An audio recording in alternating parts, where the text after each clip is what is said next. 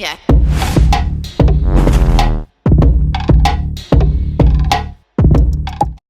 I get the sense that a lot of people, say who work at Google, Microsoft, are actually stuck in some sort of gamification that these companies have done because they know how to psychologically lure you to stay for longer because it's in their interest for you to stick around as long as possible. So, there are a lot of people who have met and they've said, oh, we've joined Google.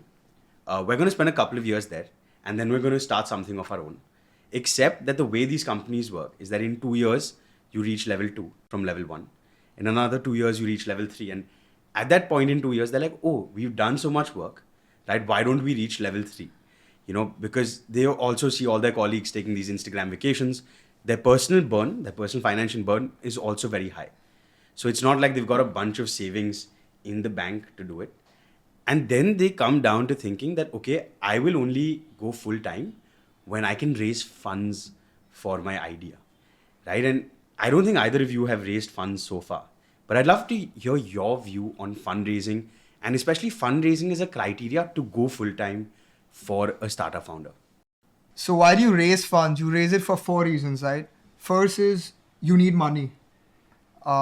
Sadly or luckily, South My Scene has been a bootstrap and a profitable company since get-go. Now, I'm an engineer, so I know Jugaad, so that's why we're profitable. Second is the fact that you need mentorship. That's why you raise funds from angels or something who mentor you in the space. Or third is you want their network, VC's network and all of that. And what I think is, correct me if I'm wrong, but I think a lot of founders chase the fourth one, which is the fame behind it.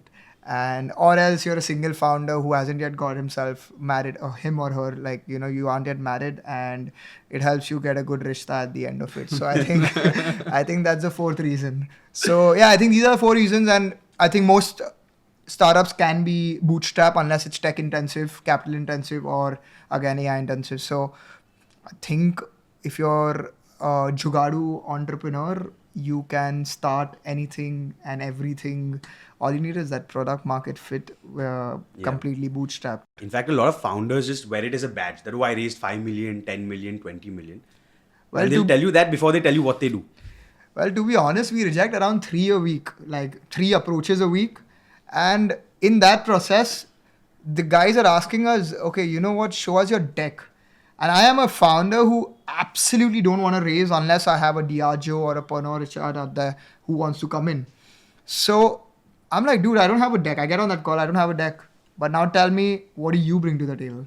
I'm just one of the startups for you. So give me a reason why I should let you invest, because we are profitable, growing at 10x trajectory, absolutely lean team, tech intensive. Our tech is probably the best in the space. So there's every reason for investors to chase us, but it's just that what value are you bringing except for money, mentorship, network? Luckily, the industry has been good enough to mentor and network for us. So now it just leaves them with money. And I think even you'll give me that money. So I don't need anyone out there. I need people who would actually believe in us and grow with us out there and bring more value than just money out there. Absolutely. So I think the real moral of the story here is that build a strong, fundamentally strong business. And like investors will chase you. Don't go running behind. Old school Marwari business. I'm a Marwari, bro. Like for me, simple is, I'll be very honest. 1 + 1 can only equal to 2. 1 + 1 cannot equal to -10. I'll be very honest. And I am absolutely against cash burning. It works for some businesses, great, but I can never even look at red in my books. I have to see white or green, which means break even or making money. Red is something which I'm like, dude, I don't like it. Yeah. I'm sure people don't like red flags. I don't like red color on my accounts. That's a good way to look at it. Yeah. So Shubham, what are your thoughts on fundraising? About fundraising, like the very first thing is, why do you need funds? You have to figure out that why. Whether is it like as he mentioned, like is it very capital intensive or maybe tech intensive? Then you really require it. Okay. Now I'll give you another perspective to it. I have written a book that's named Let's Make IT Simple. Now it has covered like around 2,500 plus smart IT resources which are free, which are open source resources. Every software that we see It has a free version or else like a community version to it, and also paid version. It's not like your freemium ones which only give you limited features. It has a lot of features. Is your book free and open source, or is your book paid? No. There's a podcast around it on like all the major platforms like Apple, Google Podcasts and all. Yeah. Additionally, it's available on Amazon and all. So it's titled as "Let's Make IT Simple."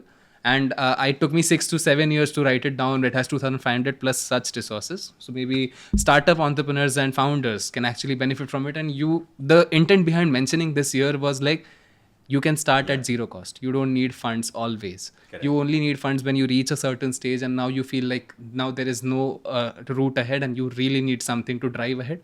Only then the fund is needed. That's my perspective. That makes